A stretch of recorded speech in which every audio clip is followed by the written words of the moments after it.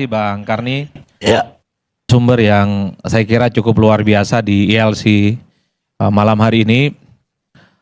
Pertama yang ingin saya katakan adalah kenapa soal pemakzulan ini menjadi ramai. Ini tentu tidak terlepas dari dua hal.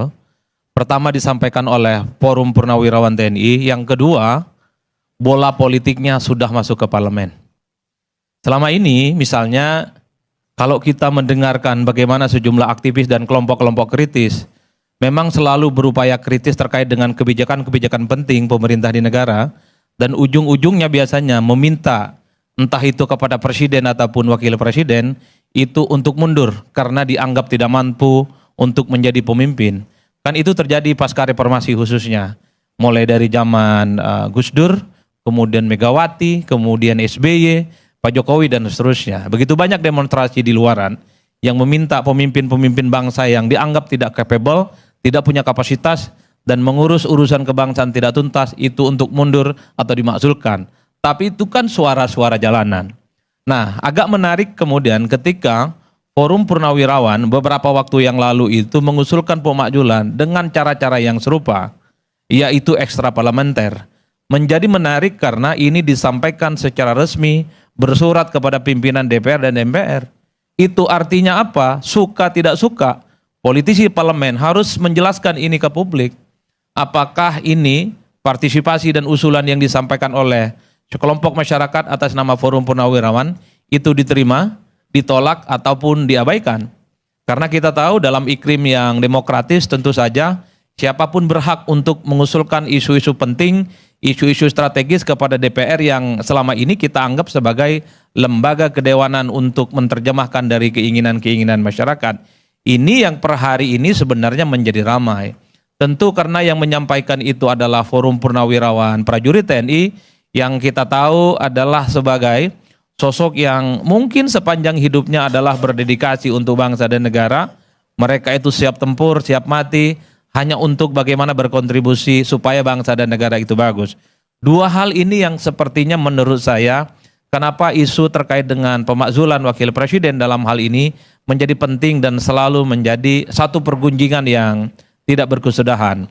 Yang kedua yang ingin saya katakan adalah kalau kita membaca literatur politik ya, dalam sistem presidensialisme di mana seorang presiden dan wakil presiden dipilih langsung oleh rakyat, maka sebenarnya tidak ada mekanisme yang bisa menjatuhkan seorang presiden ataupun wakil presiden itu di tengah jalan. Ada yang disebut dengan istilah fixed term. Jadi presiden dan wakil presiden karena dia dipilih langsung oleh rakyat, secara ilmu politik dia tidak bisa dimakzulkan oleh parlemen. Karena presiden itu bukan dipilih oleh parlemen. Karena presiden itu bukan dipilih DPR ataupun MPR. Itu menyalahi hitoh secara ilmu politik. Yang berhak meminta presiden, dalam hal ini adalah wakil presiden, untuk turun ataupun dimakzulkan adalah gerakan-gerakan jalanan yang langsung dilakukan oleh rakyat yang memberikan mandat saat pemilu. Oleh karena itu, kalau kita melihat sistem yang semacam ini, secara ilmu politik misalnya, untuk meminta atau memakzulkan wakil presiden, itu tidak bisa dilakukan oleh parlemen yang selama ini tidak pernah memberikan mandat secara langsung. Tapi banyak orang yang mengatakan, kenapa Gus Dur bisa dimakzulkan? Ya, Gus Dur itu dipilih oleh MPR, yang memberikan mandat, yang kemudian mengangkat dan memilih adalah MPR. Wajar kalau kemudian ada kekisruhan-kekisruhan yang jadi, itu yang memakzulkan adalah MPR saat itu melalui proses yang cukup pelik. Cuman, sekalipun di Indonesia itu adalah sistem presidensialisme, di mana wakil presiden, khususnya dalam hal ini, itu dipilih satu paket dengan presiden, tapi ada celah secara konstitusional untuk melakukan pergantian. Itu nyata dan terbuka. Pasalnya saya kira sudah familiar semuanya. Publik, masyarakat secara umum saya kira sangat familiar bagaimana seorang wakil presiden itu juga bisa dimakzulkan ataupun diganti dengan alasan-alasan konstitusional, berhalangan tetap, kemudian dianggap melakukan perbuatan tercela, dianggap melakukan korupsi, suap, dan seterusnya dan seterusnya. Celah itu cukup terbuka dan nyata. Jadi kalau memang ada indikasi-indikasi wakil presiden, dalam hal ini adalah Mas Gibran misalnya, terindikasi seperti yang disebut dengan alasan-alasan konstitusional, celahnya itu aja. Artinya apa? Itulah yang kemudian belakangan disebut sebagai kesempatan terbuka. Bukan tidak mungkin sekalipun wakil presiden dipilih langsung oleh rakyat satu paket dengan presiden, dia itu bisa diturunkan di tengah jalan, bisa dimakzulkan dengan mekanisme parlemen. Cuman sekalipun ada celah konstitusi, tapi ini tidak mudah dan tidak gampang. Pernah suatu waktu ketika pemilihan presiden dan wakil presiden itu dilakukan secara langsung di zaman SBY, ada upaya-upaya untuk memakzulkan Pak Budiono melalui mekanisme parlemen karena terindikasi misalnya terlibat dalam kasus persoalan Senturi. Tapi proses itu tidak terjadi. Tapi proses itu kan mentah di tengah jalan karena tentu tidak terlepas, tidak ada temuan-temuan yang kemudian dianggap mengarah kepada wakil presiden, dan yang paling penting secara politik Pak Budiono itu kan diberikan dukungan secara total. Presidennya sangat memproteksi Pak SBY saat itu, dan Partai Demokrat sebagai partai pemenang pemilu itu pasang badan.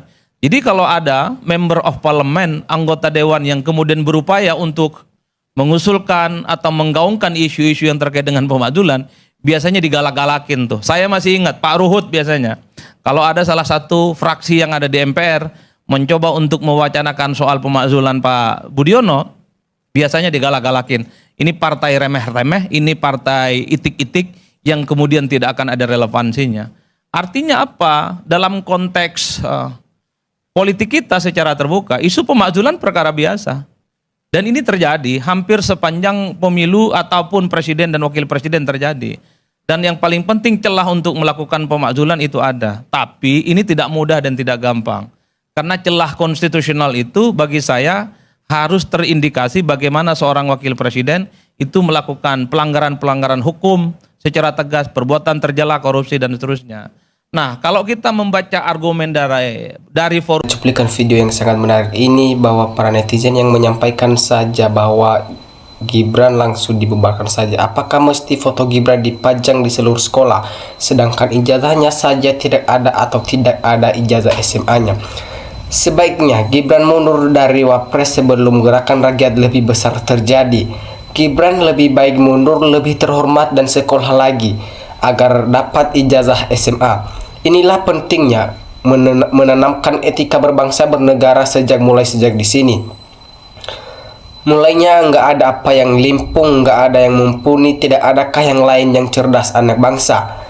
Betul Ibu, munculkan si Fufu Fafa. Wapres sekarang mana bisa memecahkan masalah bangsa, dirinya sendiri jadi sumber masalah. Rakyat kecil menyarankan mundur saja. Kalau Gibran bandel nggak mau mundur, kita bergerak serentak saja. Ayo bersatu turun ke Gibran. Alhamdulillah jika Gibran mundur karena Gibran tidak mampu, tidak punya kapasitas apapun. Disinilah poinnya Gibran bisa membodohi MPR, DPR, MA, MK, MK, dan seluruh aparatur negara ini. Apa gunanya Wapres kalau hanya ditertawakan oleh rakyat, hanya memalukan bagi seluruh rakyat bangsa Indonesia. Luar biasa pernyataan wanita terhormat mewakili utamanya dari saya. Harga mati di Fufu Fafa wajib diseret dari kursi wakil. Rakyat nanti yang akan seret, bapaknya tidak punya malu. PKI sudah tidak ada malunya, yang rakyat heran ini sama kader-kader anggota-anggota PSI otaknya pada tidak waras. Itu jadi ketua PSI punya uang dari mana kalau bukan hasil korupsi bapaknya? Itu uang haram. Semua kader-kader ketua pendukung PSI itu uang haram. Sebenarnya merasa berat dengan tugas dan tanggung jawab sebagai Wapres, tapi karena bapaknya memandang bahwa uang segalanya yang begini, kuat apa tidak menanggung malu, jawaban tak punya misi. Seharusnya teman-teman, wakil presiden mundur saja. Sudah saatnya kita mencari Wapres yang cerdas.